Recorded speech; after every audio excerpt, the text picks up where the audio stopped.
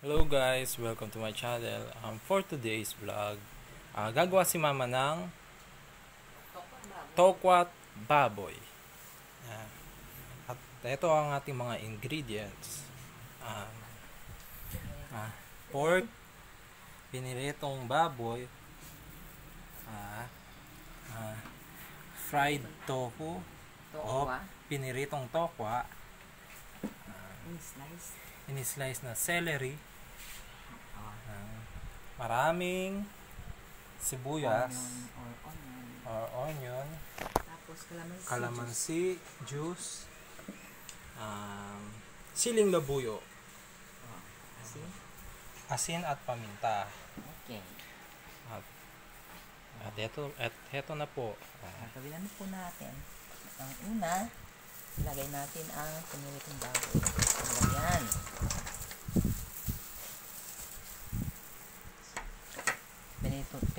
Piniritong baboy. Pagkatapos, ang tokwa. Sama-sama itong mga ito. Sama-sama. Ang kanda bulol na ako. Lagay mo na yung sibuyas. Sibuyas. Mas masarap. Maraming Pag sibuyas. marami. Sibuyas. Ilagay na rin natin ang calamansi juice. Magtira ng konti. Tapos, salt. Ama, yung paglulagay ng kalamansi, tansyahan lang din yun. Siyempre, kahit na asin, baka mamaya kumain ka ng asin. Yan, lagay ko na rin itong ni-slice na siling labuyo.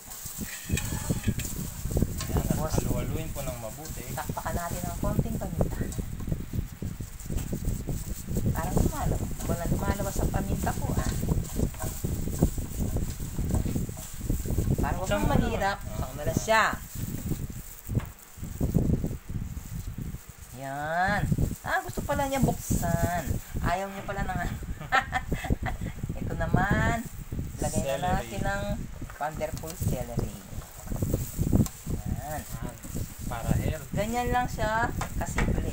Guys, itong tongkot baboy namin ni mama, hindi na namin ito direct talagang iluluto.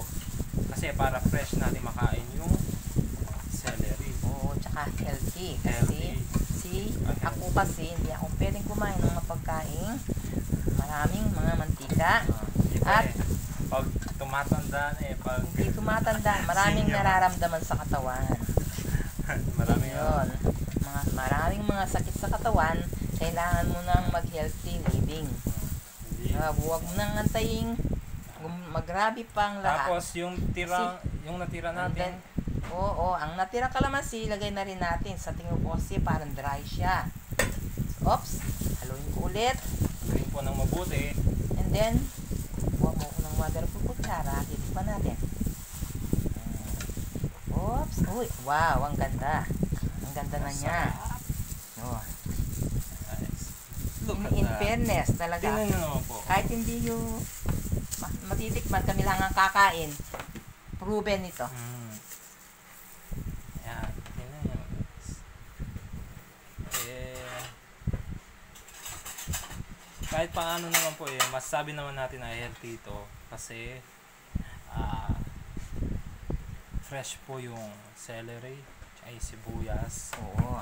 Kasi ang mga yan, itong celery ay maganda sa Ayan uric po. acid. At ito namang sibuyas ay maganda para sa puso. Oh. And then yung juice niya kalamansi, maganda rin yun sa panahon ngayon na uso ang cough and colds. Okay. Gusto mo nang pakita? Gusto kong kumain pero ayaw kong pakita ang aking mukha.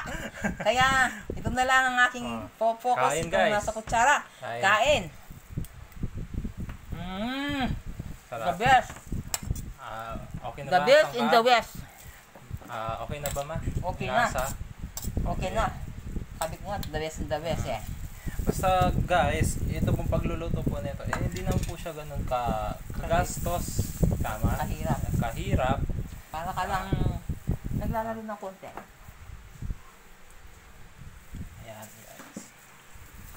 Tsaka healthy po kasi para kay mama at makakain niya. Pero syempre dahil meron pa rin po itong pork, lalo na syempre kapag ang alam natin may edad na. Kaya, pero at least naman po, yan.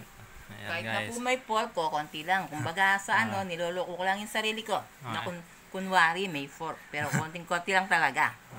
Ito po guys, luto na po ang ano natin. Ready na po ang ating Sarap, no? ang ating tokwat baboy. Ayan po. Maraming po salamat. Please like, subscribe, paki-share na rin po sa mga friends nyo. Bye guys. Bye everyone.